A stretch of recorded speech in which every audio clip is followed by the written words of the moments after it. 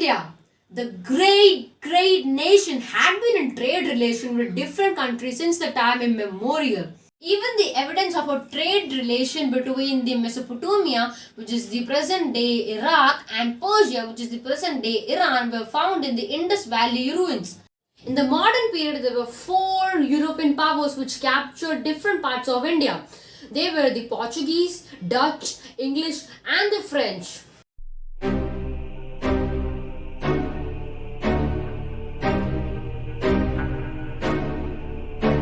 The Portuguese explorer Vasco da Gama founded the sea route from Portugal to India in 1498. He reached the Calicut coast. The King Zamarin of Calicut welcomed him and started the trading with Portugal. This paved the way for business relation between the European countries and India. But the Portuguese gradually captured some Indian territories and started making colonies. The Dutch, English, and the French followed them.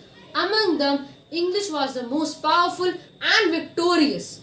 In the 1600s, the East India Company acquired a charter from the British Queen. In the Royal Charter, it stated that they can trade from the East. It means that they could trade from the eastern side of the country. But however, the Royal Charter could not prevent other European powers from entering into the eastern markets.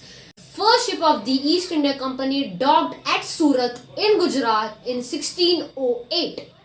All the companies needed the same fine quality of cotton, silk, cloves, cardamom, and cinnamon. These goods were in great demand. Naturally, this resulted in the competition among the European companies. As competitions grew, profits fell, and they fought with each other for trade dominance. Now, the East India Company began its trade in Bengal. The first English factory was set up on the banks of the river Hooghly in Bengal in 1651. By 1696, the company started making forts around their Hooghly settlements. The company bribed the Mughal officials to get the zamindari rights over 3 villages. One of them was Kalikata. Kalikata was later progressed on the city of Calcutta or Kolkata. Then the Mughal Emperor Aurangzeb issued a farman, a royal order in which it permits the company to trade duty-free. But some of the company officials who were carrying on some private trades refused to pay duty, and that makes a huge loss of revenue for Bengal. That provoked the Nawab of Bengal, Murshid Quli Khan, and that led to the fierce battle between Murshid Quli Khan and the company. After the death of Aurangzeb, the Nawabs of Bengal asserted their power and economy. After Murshid Quli Khan came Alivardi Khan and then Siraj-ud-Dawla.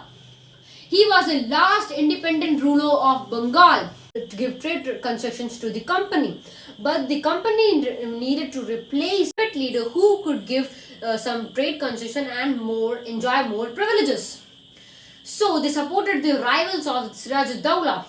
When these incidents provoked, Siraj-ud-Dawla marched with an army of 30,000 soldiers and to capture the English factory of Kazim Bazar. They locked the warehouse, disarmed all Englishmen, and blockaded the ships. And they marched to Calcutta to capture their fort. The company reinforced their forces under the command of Robert Clive. So they started a war against Siraj-ud-Dawla in 1757. This battle is also known as the Battle of Plassey.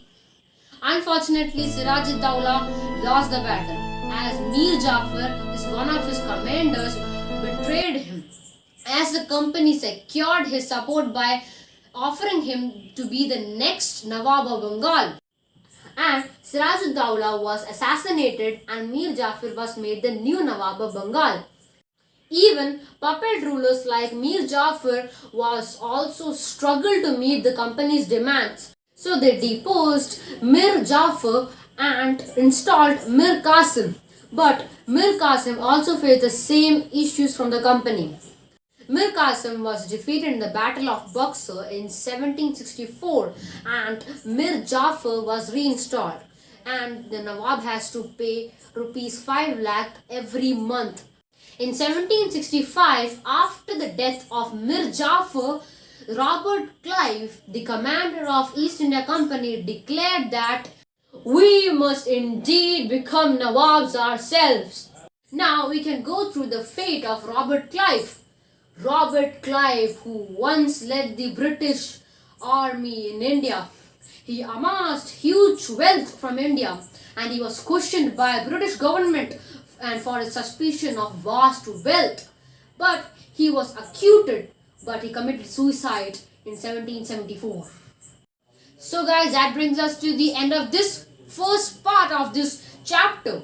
This part is divided into two parts. So this is the first part, and in the second part we will be covering about how the company expands its rule all over India. So if you like this video, make sure to leave a like, subscribe to my channel Infobook and share it with your friends. And I will meet you guys with another part of this topic. Till then, goodbye.